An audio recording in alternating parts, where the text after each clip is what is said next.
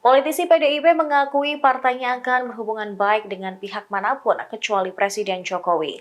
Anggota DPR RI, fraksi PDIP, Dedi Yefri Sitorus, menilai Jokowi secara tidak langsung telah membakar rumahnya sendiri. Hal itu disampaikan Dedi merespons pertemuan Capres nomor urut 2, Prabowo Subianto, yang menjenguk Bendahara Umum DPP PDIP, Oli Dando Kambe, yang sakit pada awal Maret lalu.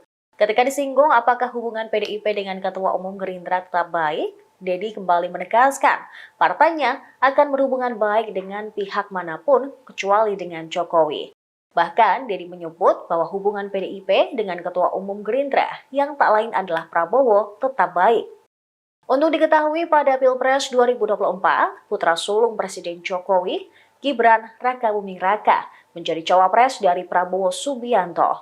Sementara itu, PDIP mengusung pasangan Ganjar Pranowo dan Mahfud MD. Presiden Jokowi pun diketahui masih berstatus sebagai kader PDIP. Keretakan Jokowi dan PDIP mulai melebar menjelang pemilu 2024. Ia dituding ikut campur dalam pencalonan sang putra hingga mengubah putusan MK terkait batas usia capres-cawapres. Ditambah lagi, dugaan Jokowi ikut berkampanye memenangkan paslon tertentu menggunakan fasilitas negara.